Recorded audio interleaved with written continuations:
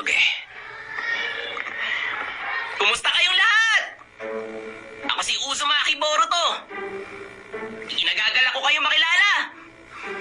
Oh, Sabi ko naman sa'yo, hinay-hinay ka lang eh. Hoy, Denki. Saan nga palang pwesto ko? Pwede kang umupo kahit saan.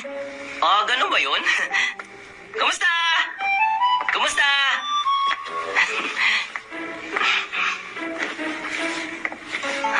Ay, sa wakas hindi na ganun kahigpit ang mama ko sa akin. Ang mama mo? Kinailangan ko kasing mag-aral sa loob ng 2 buong linggo. Siya nga yun. Bakit hindi siya pinarusahan pagkatapos ng ginawa niya? Siyempre, alam mo na kung bakit. Hindi naman basta biro ang nangyaring yun. Aba, kung dumiretso yun sa bayan, sigurado akong malaking gulo yun. Kung nagkataon, patay tayong lahat. Shh! Baka marinig na tayo. Yun ay... Huwag mo nang pansinin. Hindi naman talaga. Sabihin nila ang gusto nilang sabihin, okay lang sa akin. Mabuti naman kung ganun. Ho? Nakalimutan ko ang libro ko. Ano ka ba? Unang araw mo pa naman ngayon. Pahiram na lang ako ng libro mo, chika, day. Kalukuhan mo. Ayoko nga. Sige na naman, huwag ka naman ganyan sa akin. Ang damot naman ito. Pansin-pansin talaga ang May sarili Boruto kang na libro, yan. di ba? Sikat talaga siya. Ako? Talaga? Hindi ba napapansin lang naman siya ng mga tao dahil sa mga kalokohan na ginagawa niya? Sarada, hindi ba kilala mo ang Boruto na yan? Magkaibigan ng mga magulang namin, yun lang. Ibig mong sabihin, childhood friends lang kayo? Hindi rin yun ang tawag sa amin. Oo, yan Sa totoo lang, naiinis ako na nakokonek Wala ako sa kanya. samaan eh. Kung sa bagay. Pero sayang, astig pa naman ang papa niya. Ang Hokage ni si Master Naruto. Correct!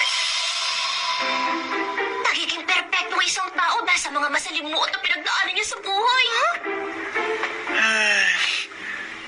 Sumasakay sa kasikatan ng Hokage? Hi! Inajin! Teka, bakit? Masyado ba napalakas ang pagkakasabi ko?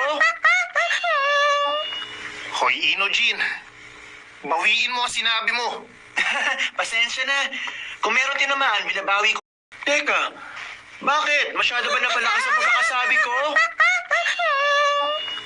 Hoy, Inojin. Bawiin mo ang sinabi mo. Pasensya na. Kung meron tinamaan, binabawi ko na. Pero, ang totoo niyan, yun talaga nararamdaman ngayon ng mga tao dito. Kung may nag-operate ng tren ng palihim, dapat lang naman na ipatapos siya sa kulungan. Yun ay... Alam mo, Inojin, hindi naman talaga yun ang nangyari eh. Oo, siguro nga. Oo nga pala, Boruto. Kumusta ka na nga pala? Okay naman, Inajin. Magkaibigan kayo? Magkakaibigan ng mga magulang namin. Makinig kang mabuti sa akin, Inojin. Alam kong matagal ka ng ganito, pero kailangan ba talagang sabihin mo ba mga bagay na yan?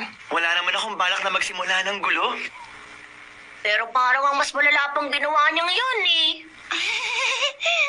Oo, tama. Hindi na mahalaga kung sino pa ang magulang natin. Magbati na tayo. Hindi kita karapat-dapat na pagkatiwalaan. Teka, sama-sama tayong mag-aaral sa classroom na to, kaya magbati na kayong dalawa. Correct! Tama ang class rep natin! Tayo!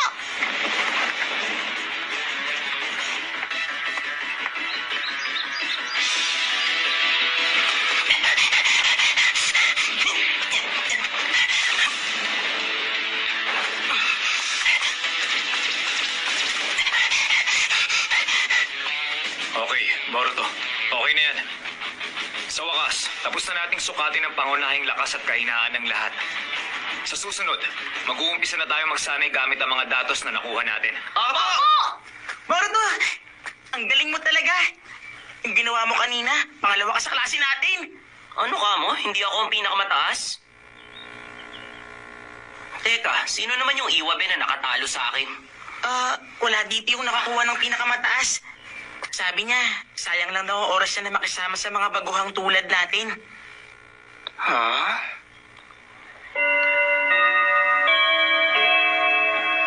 Gutom na ako. Hoy! Kayo dyan! Kakain na ba kayo? Pwede ba ako sumama? Naku, pasensya ka na, pupunta kami sa rooftop. Sige na, bilisan niyo. Umalis na tayo kaagad. Mamaya na lang. Anong problema ng mga yun? Hindi bale. Tayo na lang tatlo ang kumain dito. Okay dito.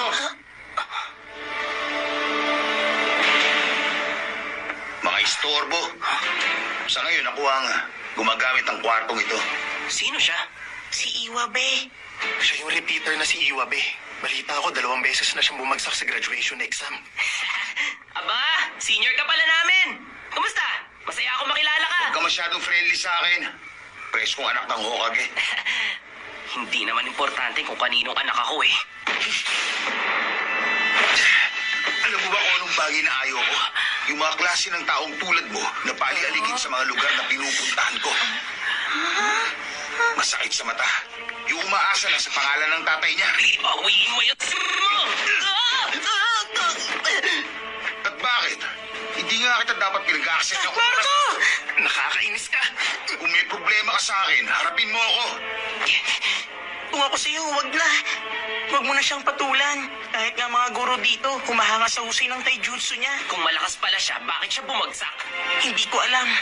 Kaya nga lang, Boruto. Makinig kayo. Lakas ang pinakamahalaga para sa isang ninja. Ano bang silbi ng maging masunurin habang nag-aaral na katulad ng ginagawa ninyo? Kahit ang kasalukuyang Hokage, siya ang pinakamalakas sa lahat. Hanggat ikaw ang pinakamalakas, malulusutan mo lahat. Nagsisimula na naman siya. Dapat kasi nag-drop na lang siya. Hindi na siya nagtuloy sa pag-aaral. Pero Iwabe, kahit si Kapito, meron siyang layunin na gagamitin niyang ninjutsu sa mapayapang paraan. Kaya nga pati ako ay... Tumahimik ka! Hindi dapat nagsasalita mga mahihina. 10 taon na nakakalipas noong natapos ang digmaan. Noong panahon nangunguna pang Hokage sa digmaan. Malayo sa kalagayan natin ngayon. Pero ngayon, ang lugar na ito ay naging eskwelahan ng mga lampa. Hindi ko matanggap ang bagay na yun. Isang mahina na kaya lang naman natanggap dito kasi ginamit ang pangalan ng kanyang ama.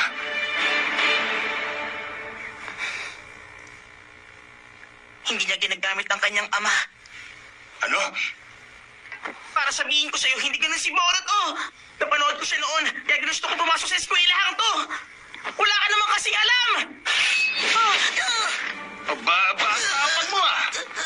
Pero, pwede mo naman yan sabihin sa akin kung matatalo mo ako sa laban. Tama na yan!